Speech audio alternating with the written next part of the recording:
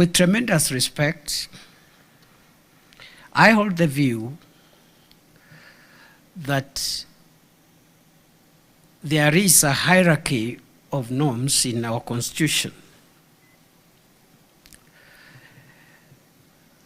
We have a hierarchy of norms in the Constitution. Some constitutional provisions are superior to the others.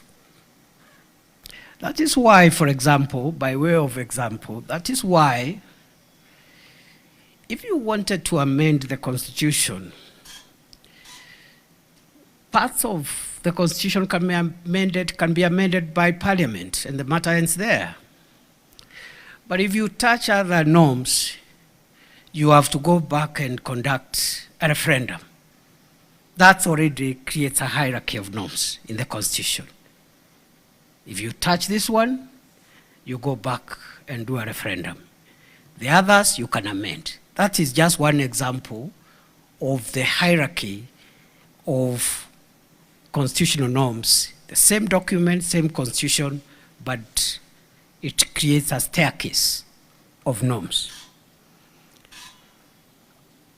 With great respect, I argue that provisions like those in Article 4, Article 5, Article 10, and Article 238 of the Constitution are primordial and entrenched national interest issues which cannot be varied even by the judiciary. If the judiciary attempts to vary those primordial and existential norms, the judiciary runs in confrontation with the people. So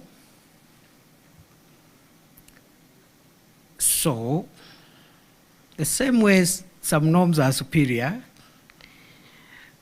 is the same way they should be interpreted with care.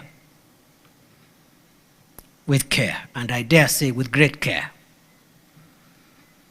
Because if it is, for example, constitutional amendment, you cannot, for example, amend Article 4, which says Kenya is a multi-party democratic state. If you want to amend that article, you must go to the people for them to decide we are no longer a democracy, we are a dictatorship. So the same way that provision is given that superiority, and there are many others, it's the same way the interpretation of those norms must be very, very carefully handled. And therefore, this hierarchy of norms, we need to see more of it. I brought in Article 238 because Article 238 has bits and pieces. If you read it with Article 10, you'll find bits and pieces of what the framers of the Constitution consider to be the core national interests that must be protected. The internal and external threats to the existence of Kenya are in Article 238. And I'm sorry here, I'm a bit biased because in my journey of service to the nation, I have for 2 years been in charge of the national security of Kenya, and therefore I have a bit of bias there because Article 238 talks on what the national security agencies for both internal security and defense must protect from our sovereignty and the other elements in Article 238.